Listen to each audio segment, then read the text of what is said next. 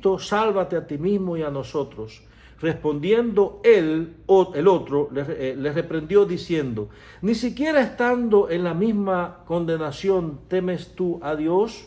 Nosotros a la verdad justamente padecemos porque recibimos lo que merecíamos nuestros hechos, pero este ningún mal hizo. Y dijo a Jesús, acuérdate de mí cuando vengas en tu reino. Entonces Jesús le dijo, y esta es la segunda palabra, de cierto te digo que hoy estarás conmigo en el paraíso. Lucas 23:43. De cierto te digo que hoy estarás conmigo en el paraíso. ¿Sí? Bueno, aquí vemos un hombre impactado por el testimonio de Cristo. Hace algún ratico estuvimos hablando de que ese oficial romano se impactó cuando escuchó las palabras de Jesús de perdón, y muchos sacerdotes también se convirtieron, pero ahora vemos que este hombre también fue impactado por esas palabras de Jesús, y él vio cómo Jesús siendo ofendido, siendo herido, sin duda, vio que pedía perdón, y eso le impactó también. Este hombre, a punto de morir, se volvió hacia Jesús. Este hombre a punto de morir volvió a Jesús para buscar el perdón, y él lo aceptó. Esto nos muestra, amados hermanos, varias cosas importantes. Nuestras obras no nos salvan, pero nuestra fe sí. Nuestras obras no nos salvan, pero nuestra fe en Cristo sí puede salvarnos. El malhechor moribundo tuvo más fe que los demás seguidores de Jesús juntos. En aquella hora, las esperanzas de muchos empezaron a desvanecerse. Algunos retrocedieron, otros se escondieron, otros no creyeron en Jesús, se desvanecieron en Jesús, pero sus esperanzas en Jesús. Pero este hombre que estaba a punto de morir, en el mismo umbral de la muerte, pudo mirar a Jesús y pudo darse cuenta de que en él había salvación, y le dijo estas palabras: acuérdate de mí cuando vengas en tu reino. Qué inspiradora es la fe de este hombre que vio la gloria venidera más allá de la ignominia presente, del sufrimiento presente. Así es que, amados hermanos, es importante esto. Nuestra fe sí nos puede salvar. Ese hombre, antes de morir, tuvo una chispa de fe y pudo mirar a Jesús y pudo pedir, implorar por salvación. Lo segundo que encontramos en esta segunda palabra es que nunca es demasiado tarde para volvernos a Él. Nunca es demasiado tarde para volvernos a Jesús. Este hombre había sido enjuiciado, había sido condenado, estaba a punto de morir, y en el umbral de la muerte miró con fe a Jesús. Así es que nunca es tarde para ir al Señor. Lo importante es hacerlo mientras tengamos tiempo. Pero incluso los que se arrepienten casi al final, no importa, estarán con Dios en el paraíso. Amén. Sí, amados, lo otro que vemos aquí es, no importa tu condición para ir a Jesús. No importa tu condición para que tú supliques al Señor por salvación y que Él te salve. Este hombre había sido un hombre, un malhechor, tal vez así había sido un ladrón, tal vez había hecho mucho daño a la sociedad, había sido una persona condenada a muerte porque tal vez había quitado la vida a otras personas. Sin embargo, Jesús atendió a su súplica de perdón y de salvación. No importa nuestra condición, el volvernos a Jesús hace que Él tenga misericordia de nosotros. Otra cosa importante aquí es, nuestra salvación es instantánea. Cuando creemos, usted puede estar en el último momento de su vida y ya está en su lecho de muerte para morir. Y en ese momento usted quiere poner su fe en Jesús. En ese momento usted pone su fe en Jesús y suplica por salvación, y en ese momento Jesús le salva. Porque la salvación, el creer en Jesús, se logra instantáneamente cuando usted pone su fe en Cristo Jesús. Y lo otro importante de esta segunda palabra es que tenemos una mansión en los cielos que el Señor ha ido a preparar para nosotros. Tenemos una mansión en gloria, una mansión preciosa en los cielos. Y siempre predicamos de esto en la iglesia, siempre estamos enseñando de esto en la iglesia porque vivimos en medio de una sociedad de consumo. Y esa sociedad de consumo hace que invirtamos mucho tiempo en tratar de ver cómo podemos tener para comprar o cómo podemos tener dinero para comprar. Y todos estamos enfrascados en tener nuestra casa y en que nuestra casa sea hermosa y cómoda. Y esto no es malo, pero nunca debemos perder de vista que por este mundo estamos pasando, que somos pasajeros por este mundo, que todas las cosas en este mundo se quedan y que aquellas cosas que permanecen para siempre son aquellas cosas que provienen de Dios y que son de Dios. Así es que esto nos hace recordar que nuestra mansión no está aquí, nuestra mansión está en el cielo. Cristo dijo, en la casa de mi Padre muchas moradas hay, voy pues a preparar lugar para que donde yo esté, vosotros también estéis. Estas palabras de Jesús fueron una promesa segura, hermano. Le dice Jesús a aquel hombre, de cierto te digo que hoy estarás conmigo en el paraíso. Hay personas que enseñan, que tergiversan este texto y ponen una coma en una parte inadecuada de este texto y dicen, de cierto te digo hoy, coma, que estarás en un futuro conmigo en el paraíso. Pero la traducción literal del griego es como aparece en nuestra Biblia, que dice, de cierto te digo que hoy estarás conmigo en el paraíso. Amén. Las promesas de Dios son hechas en el sí y en el amén. Cuando usted cree, usted recibe la salvación. Y si ya está en su lecho de muerte, usted tiene que estar seguro de que de esta muerte, de este mundo, usted va a pasar a través de la muerte a la mansión que Dios ha preparado para usted.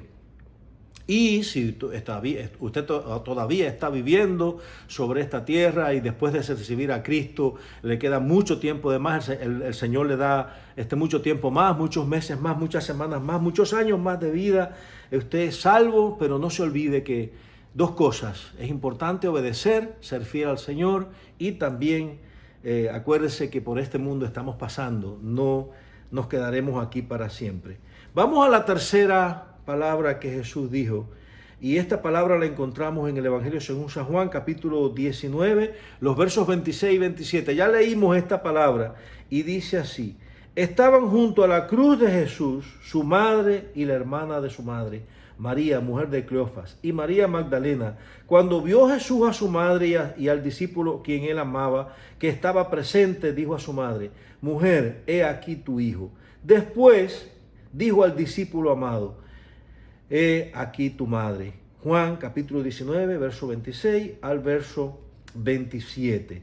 Entonces es interesante que Jesús, padeciendo en la cruz, pasando por un momento de agonía, pasando por un momento de sufrimiento, donde había sido herido su carne, donde tenía sed, donde había pasado todo un día terrible, Jesús hace un alto, quita su mirada de sí, mientras agonizaba en la cruz y pone su mirada en su madre que estaba allí cerca de la cruz. Jesús por un momento se olvida de lo que él estaba pasando para poner su mirada o ocuparse de su familia que estaba allí, en este caso de su madre. Pidió a Juan que se hiciera cargo de su madre María.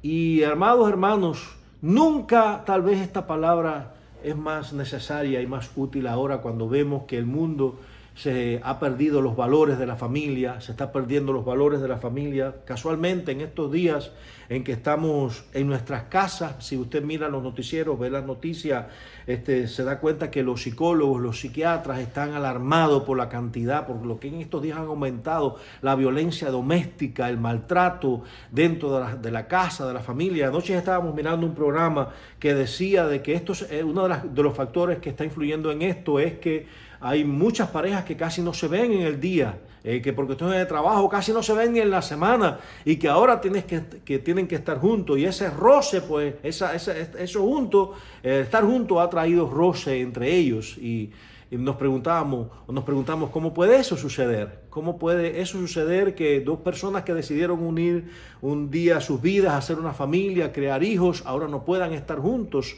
Estén acostumbrados a estar separados y estar juntos pues pueda crear problemas. Sabemos que la familia, el mundo de hoy está así, donde la familia se ha perdido los valores de la familia. Hay situaciones serias hoy entre los esposos, las esposas, los hijos.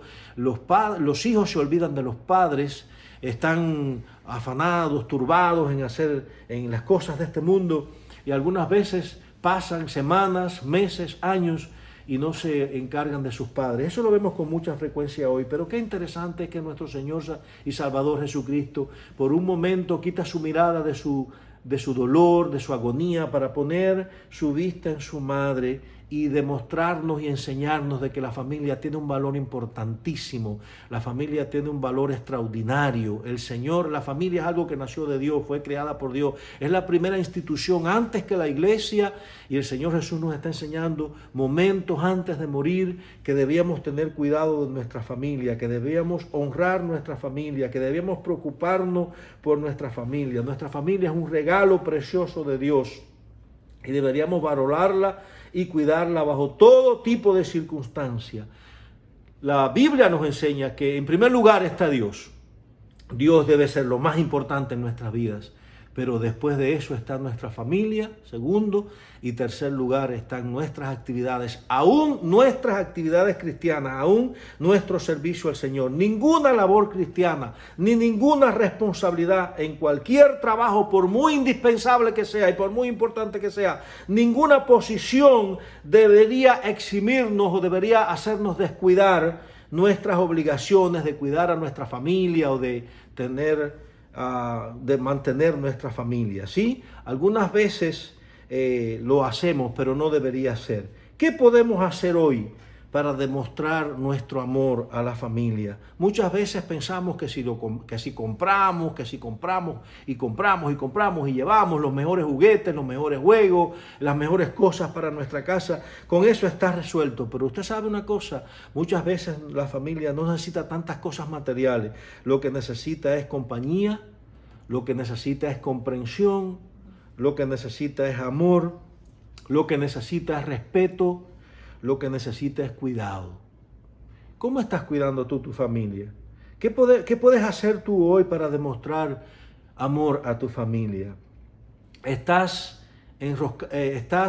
centrado solamente en ti, en tus necesidades, en tu enfermedad, en tus logros, en tus metas, en tus sueños, y te has olvidado de esa familia que Dios te dio, que lo más importante es ella? Jesús nos enseña algo lindo en esta tercera palabra que estamos viendo. Jesús pidió a su amigo cercano, Juan, a su discípulo amado, el que escribe este evangelio de Juan, que cuidara de su madre. Eso nos hace pensar que tal vez ya José había muerto. Y hemos estado hablando, en las Navidades hablamos de José y decimos que él tal vez murió en una edad bien temprana, falleció en una edad bien temprana. Así es que allí estaba su madre, y Jesús estaba encomendando a su madre, a su discípulo amado Juan. Si yo hubiera estado allí, me hubiera gustado preguntarme en esa época, o me hubiera gustado preguntarle a Jesús, ¿por qué no asignó esta tarea a sus hermanos? ¿Por qué no asignó el cuidado de su madre a sus hermanos? Como hijo mayor, confió su madre no a sus hermanos, sino a una persona fiel en la cual él tenía su absoluta confianza. Si usted lee un poquito estos acontecimientos de la cruz, se da cuenta que Juan no dejó en ningún momento a Jesús solo. Juan estuvo allí en el patio de Anás, Juan estuvo allí en la cruz, Juan corrió a la tumba el día del anuncio de la resurrección. Juan era un hombre fiel. Juan era un hombre comprometido con Jesús. Juan era un hombre que había tomado en serio las cosas de Jesús, sus enseñanzas, sus milagros. Juan amaba a Jesús desde lo más profundo de su corazón y no lo demostraba con palabras, sino que siempre lo demostró con hechos. ¿No sería por eso que Jesús le encomendó el cuidado de su madre? ¿No sería por eso que Jesús le encomendó y le dio esta tarea tan importante para Jesús de cuidar a su madre y no se la encomendó a sus hermanos, que todos sabemos que la Biblia nos dice que no creyeron en Jesús al principio de su ministerio. Como hijo mayor, confió a su madre así al cuidado de Jesús y la puso en manos de Juan. Podemos demostrar también nosotros fidelidad y amor al Señor, aun cuando eso pueda resultarnos en peligroso para nosotros. Mirando al Señor nuestro corazón, mirando al Señor nuestro amor por Él, nuestro compromiso por Él, ¿sería capaz el Señor de confiarnos a nosotros algún ministerio o de llamarnos a hacer alguna tarea dentro de la iglesia? Yo quiero que tú reflexiones en eso en esta tarde. Hay veces que ni siquiera tenemos el interés de preguntarle al Señor, Señor, ¿qué quieres que haga? Si usted alguna vez se ha preguntado, ¿por qué soy cristiano? ¿Cuál es el propósito que Dios tiene conmigo? ¿Qué quieres, Señor? Se lo ha preguntado el Señor. ¿Qué quieres, Señor, que yo haga? Y está tratando de hacer eso. Entonces eso es una señal de que usted realmente ama al Señor. Y si está trabajando porque siente que el Señor le ha mandado a hacer esa tarea, es porque usted está comprometido con el Señor y está demostrándole al Señor que está comprometido con su obra. Así es que esta tercera palabra nos enseña que debemos cuidar nuestra familia y que el Señor nos va a encomendar tareas cuando de verdad somos fieles y estamos comprometidos con Él. La palabra número 4 está allí en Marcos, en Mateo 27, 46, en Marcos 15, 34 también. Dice así Mateo 27, 46. Y desde la hora sexta hubo tinieblas sobre la tierra hasta la hora novena. Cerca de la hora novena Jesús clamó a gran voz diciendo, Dios mío, ¿por qué me has desamparado? Dios mío, ¿por qué me has desamparado? Estas palabras parece que Jesús pueden parecer que Jesús estaba reclamándole algo a Dios. Pero Jesús no estaba cuestionando a Dios ni estaba reclamando nada a Dios. La exclamación de desesperación de Jesús, que no es nada más y nada menos que una cita del Salmo 22:1, refleja su profunda agonía, su profunda angustia al sentir todo el peso del pecado humano sobre sus hombros. Es decir, que Jesús estaba en agonía porque sentía la intensidad de ese pecado, de ese castigo, de ese juicio contra el pecado de todos los hombres. Y el profeta Isaías, que describió este acontecimiento de una manera vívida en Isaías 53, dice que en ese momento Jehová estaba cargando en él el pecado de todos nosotros. Así es que él sintió ese real abandono de un Dios que está por encima del pecado y que está apartado del pecado porque es un Dios santo y su misma perfección, su misma santidad le hace estar lejos de lo que es el pecado. Y Jesús dice la Biblia en Gálatas capítulo 3, verso 13, que Él se hizo pecado por nuestros pecados. Él se hizo pecado por nuestros pecados. Él se hizo maldición por el pecado. Así es que esas citas las encontramos en 2 de Corintios 5, 21, se hizo pecado, y Gálatas 3, 13 dice que Él se hizo maldición por nuestro pecado. Miren, una cosa bien importante que tenemos que aprender aquí. La gente piensa que el pecado es cosa de juego. La gente piensa que el pecado es cosa de un rezo. La gente piensa que el pecado es cosa de un novenario.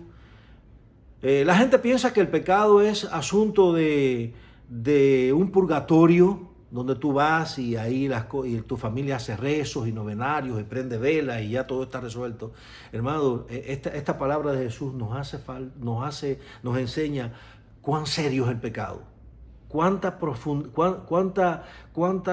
dificultad hay para la gente que peca o la gente que está en pecado y que aún no ha ido a Cristo. El pecado es algo serio. El pecado es algo es un virus que nos ha contaminado a todos. El pecado es algo que nos enferma física y espiritualmente. El pecado es algo que nos separa de Dios. El pecado es algo que nos quita la bendición de Dios. El pecado es algo serio, nunca lo debemos mirar como una cosa liviana. Muchas veces el enemigo nos engaña para clasificar los pecados en pecados graves y menos graves, en pecados grandes, en pecados chiquitos, en pecados piadosos y no piadosos. Muchas veces el enemigo nos engaña y nuestra mente y nuestra conciencia llega a cauterizarse y perdemos el sentido de peligro y de gravedad de lo que es el pecado para Dios. Y este texto de Jesús, Dios mío, ¿por qué me has desamparado?, nos dice que el pecado es grave porque no solamente nos separa de Dios, sino que destruye nuestra alma, nuestro cuerpo físicamente, y nos aniquila espiritualmente y nos lleva a vivir condenados eternamente y para siempre en la eternidad. Esto fue lo que hizo Jesús también cuando estaba en el Getsemaní. Hace algún rato dijimos que Jesús se angustió en gran manera. Él sabía lo que sucedería. Él sabía lo que significaba cargar el pecado tuyo y mío. Él sabía lo que era verse sufrir el abandono del Padre. Él sabía eso y por eso oró en el Getsemaní y dijo, Padre, si esta copa es demasiado amarga, creo que no voy a poder tomarla, pero no quiero que se haga mi voluntad, sino la tuya. La agonía física fue horrible, pero la separación espiritual, el haber experimentado esa separación espiritual fue la tortura mayor de Jesús. Así es que Jesús sufrió esto, el verse abandonado por el Padre en ese momento, y también sufrió físicamente sus heridas y sus dolores por haber sido maltratado por la gente. ¿Sí? Pero siempre debemos recordar, amados hermanos, que el pecado no solamente nos aparta de Dios, sino que nos lleva a vivir condenados eternamente. Hemos pensado que todo este mal lo sufrió Jesús por ocupar nuestro lugar en la cruz, que todo esto que Él sintió lo hizo por nosotros, que este sacrificio tan terrible lo hubiéramos experimentado nosotros si Jesús no hubiera ocupado nuestro lugar en la cruz. Nosotros éramos los que teníamos que estar en la cruz. Nosotros merecíamos estar en la cruz. Por eso es tan difícil que una persona que dice, yo no he pecado, yo soy bueno, entienda lo que Jesús pagó por su rescate. Mientras usted crea que es una persona buena, que no se merecía la cruz, que no se merece el castigo de Dios, que merece todo lo bueno de Dios y que se merece hasta un lugar en el cielo, mientras usted esté creyendo eso, usted no va a buscar a Jesús. Pero cuando usted entienda que usted es pecador y que usted está en deuda con Dios y que alguien pagó esa deuda y que alguien experimentó dolor físico y experimentó también dolor en su alma y en su espíritu por causa suya, porque decidió que usted no fuera sino ir Él. Cuando usted entiende eso, entonces usted puede entender el gran amor de Dios, puede entender las consecuencias terribles del pecado y puede entonces clamar por el perdón y por la salvación que Dios le da. Así es que, amados, esta palabra nos enseña que el pecado es serio, que trae consecuencias terribles para nuestra vida, que nos separa de Dios y que nos lleva a vivir condenados eternamente y para siempre. No juguemos con el pecado, no demos lugar al pecado, no demos lugar al enemigo, no demos lugar a esos pensamientos de que hay pecados grandes y hay pecados pequeños. El pecado es pecado y trae consecuencias terribles. Jesús experimentó esas consecuencias en la cruz porque fue hecho pecado por nosotros.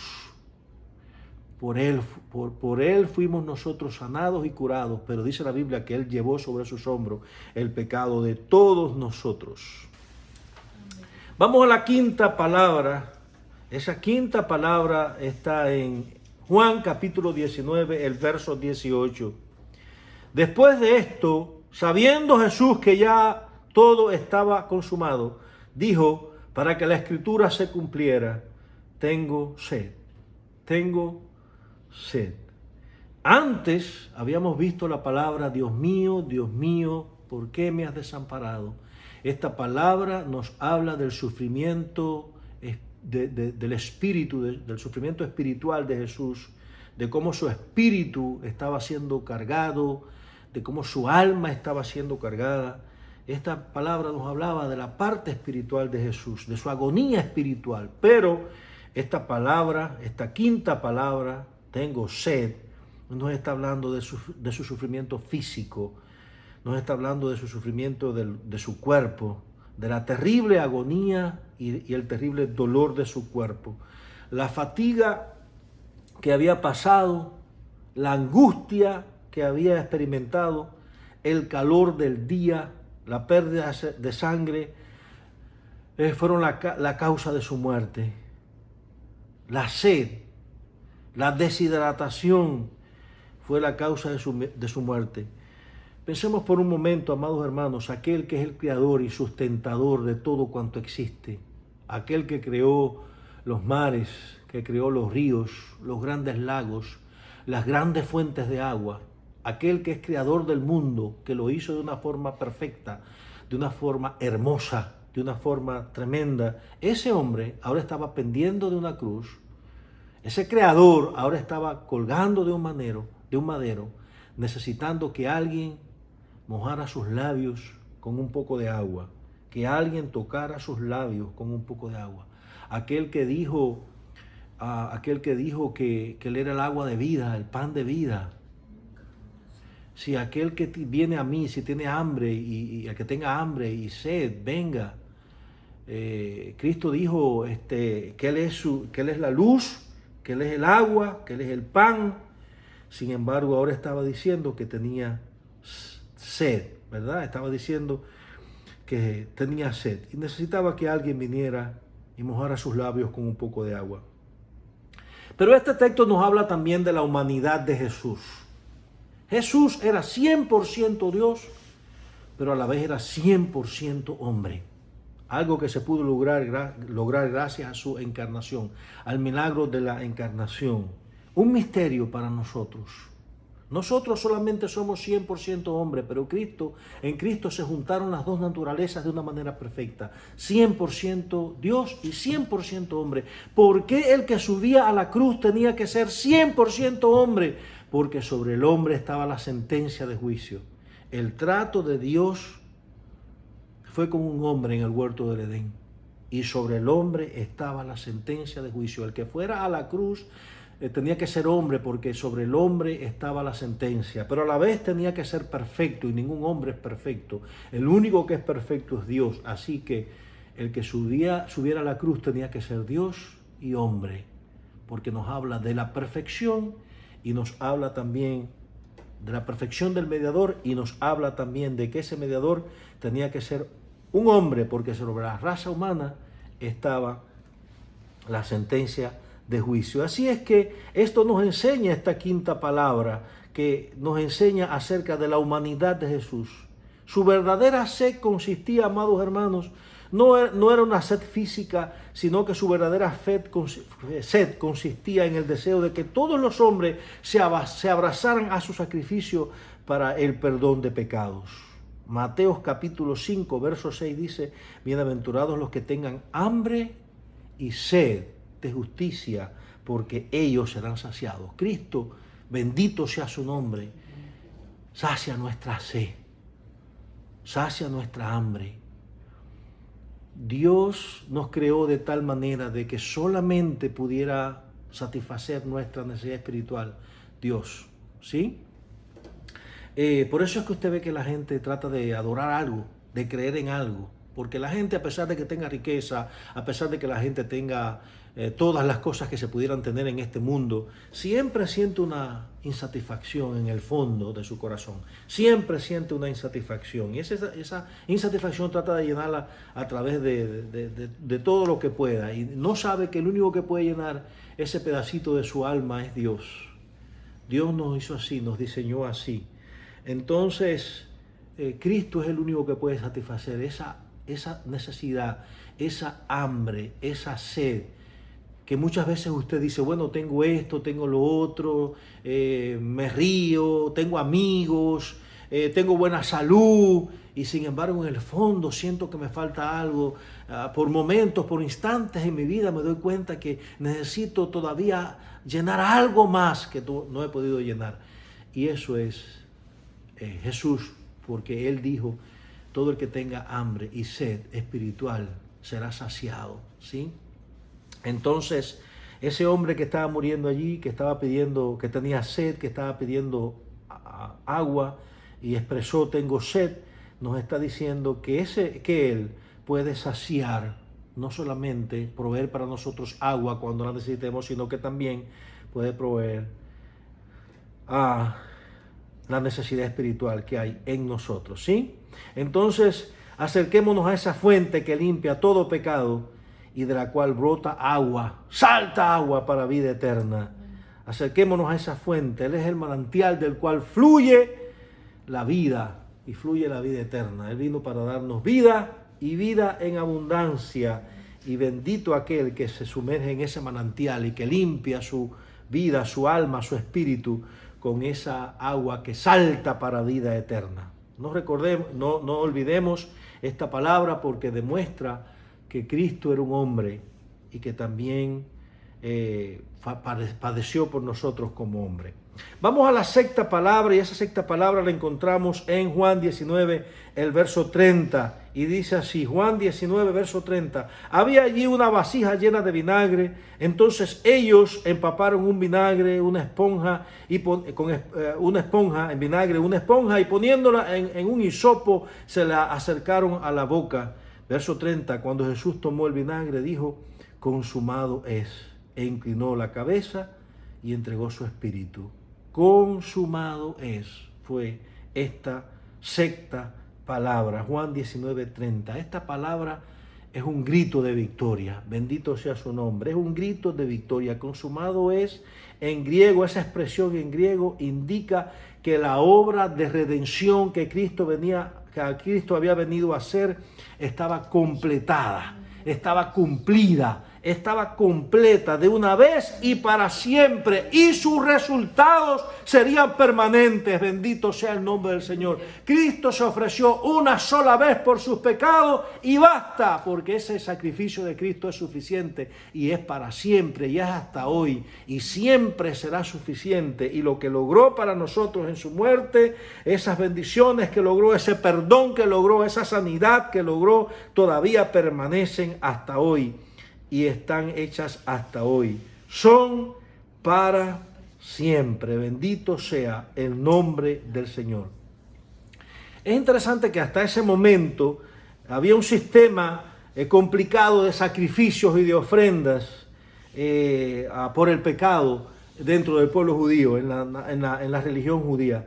El pecado que separa, como ya hemos dicho, al hombre de Dios, solo podía ser resuelto mediante el sacrificio de un animal, es decir, de un sustituto. La gente podía pedirle el perdón a Dios llevando un animal delante del santuario, delante del tabernáculo, del templo, para ofrecer sacrificios por sus pecados. Cuando la gente pecaba, cogía un animal, lo llevaba allí, ponía su mano sobre la cabeza de ese animal, el sacerdote cortaba su cuello y su sangre era derramada sobre el altar para pedir perdón de pecado. Eso de poner la mano sobre la cabeza del animal significaba que era un simbolismo de que el pecado de esa persona que llevaba ese animal para sacrificarlo, el pecado de esa persona estaba cayendo sobre ese animal y que ese animal iba a ser sacrificado.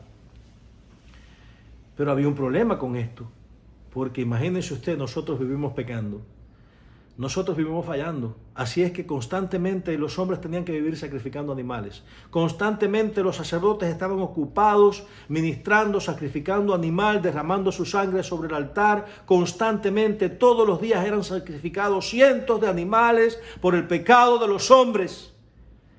Pero cuando Cristo dijo consumado es, todo sacrificio de animal cesó, porque el Cordero de Dios, el unigénito Hijo de Dios, el Cordero de Dios que quita el pecado del mundo, estaba siendo sacrificado y estaba muriendo una sola vez y para siempre por el pecado de todos los hombres. No más sacrificios de animales, no más corderos, porque el que estaba muriendo lo estaba haciendo, lo hizo completo, lo llevó hasta el final y lo que logró con ese sacrificio todavía llega hasta nuestros días. Bendito sea el nombre del Señor.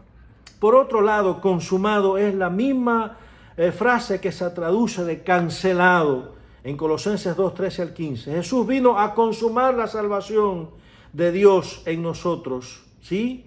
A pagar la deuda total de nuestros pecados con su muerte en la cruz. El complejo, como ya hemos dicho, sistema sacrificial termina porque Jesús cargó con todos nuestros pecados. Ahora podemos acercarnos libremente al trono de la gracia de Dios. Ahora tenemos libre entrada delante de la presencia de Dios. Hoy podemos entrar delante de su presencia gracias a ese sacrificio perfecto de Cristo. Consumado es. Y por último, esta palabra nos dice que la obra de Cristo fue acabada. Lo que Dios le dio para hacer, Él lo cumplió y lo terminó. Y yo quiero que en esta tarde, por unos momentos, pensemos, ¿qué obra Dios nos ha dado para hacer? Y te preguntes, ¿has acabado la obra que Dios ha puesto en tus manos? Algunas veces nosotros no hacemos nada. Y otras veces empezamos a hacer, pero lo dejamos a media. Pero lo importante es que cumplamos con la obra que Dios nos ha mandado a hacer. ¿Estás trabajando tú para acabar la obra que Dios ha puesto en tus manos? Cristo nos enseñó que debemos cumplir el propósito de Dios y debemos hacerlo hasta el final. Séptima y última palabra. La encontramos allí en Lucas 23, verso 46, que dice: cuando era como la hora sexta, hubo tinieblas sobre toda la tierra hasta la hora novena. El sol se oscureció y el velo del templo se rasgó por la mitad. Verso 46. Entonces Jesús, clamando a gran voz, dijo: Padre, en tus manos encomiendo mi espíritu. Y habiendo dicho esto, murió. Y habiendo dicho esto, expiró. Les decía al principio que Jesús comienza sus frases desde la cruz con una oración y termina con una oración. ¿Sí? Padre, en tus manos encomiendo mi espíritu. Estas palabras de Jesús fueron tomadas del Salmo 31:5, que es una plegaria de confianza en Dios que se enseñaba a los niños judíos en la sinagoga. El Señor podía entregar su alma con absoluta confianza en las manos de Dios, pero dejaba el camino también abierto para que todos los hombres que quisieran hacerlo, lo pudieran hacer también. Y te pregunto en esta tarde, ¿tú también quieres poner tu alma en las manos de Dios?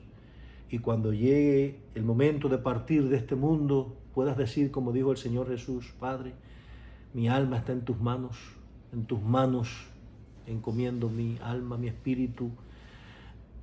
No hay nada mejor que confiarla a ti. Estas palabras de Jesús constituyen, por un lado, una prueba de la inmortalidad del alma. Amados, el alma nunca muere. Eso lo enseña la Biblia y nosotros lo creemos. El alma, aunque nuestro cuerpo se destruya y vaya a la tierra y se vuelva polvo, nuestra alma continúa viviendo cuando nuestro cuerpo muere. Jesús enseña que nuestras almas están seguras solamente en las manos del Padre. ¿Has puesto tu alma a buen recaudo? ¿Has puesto tu alma al cuidado de Dios? Jesús dijo en Juan 14, 1 al 3, en la casa de mi Padre muchas moradas hay, voy pues a preparar lugar para que donde yo esté, vosotros también estéis. Tu cuerpo puede terminar en esta tierra, pero tu alma continuará viviendo y es importante que la decisión que tú tomes ahora va a determinar dónde tu alma va a pasar el resto de la eternidad, si en la presencia de Dios o en un lugar de condenación. Jesús encomendó su alma a Dios y yo deseo en esta tarde, en el nombre del Señor, que tú también puedas hacerlo. Una enseñanza, por otro lado, Jesús nos enseña que dio su vida voluntariamente porque Él dijo, Padre, entrego mi alma, entrego mi espíritu. Él dio su vida voluntariamente. Él mismo dijo en su palabra, nadie me la quita, yo la pongo voluntariamente, amados hermanos. Déjeme decirles, sin duda, había una legión de ángeles esperando solamente por una orden de Jesús. Pero esa orden nunca llegó. Jesús sabía que había venido y Él dio su vida voluntariamente por nosotros. Y también nos demuestra que Jesús dio su vida conscientemente. Él estaba consciente de lo que estaba haciendo, porque en aquel momento recordó esas palabras que estaban en el Salmo 31, el verso 5. Termino esta séptima palabra. ¿En las manos de quién está tu alma? Si partieras ahora de este mundo, ¿pudieras decir como Jesús, Padre, mi alma está en tus manos, la encomiendo a ti? ¿Tienes la seguridad de que tu alma está en las manos de Dios? Concluimos diciendo el sermón de estas 7 palabras. Las palabras de Jesús desde la cruz han venido a ser tesoro para nosotros hoy, cargados de un gran sentido espiritual y de una gran enseñanza. Estas palabras capturaron los últimos momentos del hombre más importante que el mundo haya conocido. Capturaron las palabras de los últimos momentos de Jesús y nos dice todo lo que Jesús dijo y lo que estaba atravesando en la cruz para el perdón de nuestros pecados. Nos demuestra que Cristo era humano, pero también era divino, y nos demuestra que Jesús es el Cordero de Dios que debe ser adorado, alabado, honrado y glorificado por todos los siglos de los siglos. Amén. Te invito a orar y que estas palabras puedan haberte edificado esta tarde, puedan haberte enseñado, puedan haber hablado a tu espíritu, a tu alma, que en esta tarde esta predicación, esta meditación pueda mover tu voluntad y pueda expresar tu gratitud a Dios, no solamente con palabras, sino depositando o haciendo que tu vida sea una ofrenda que agrade a Dios.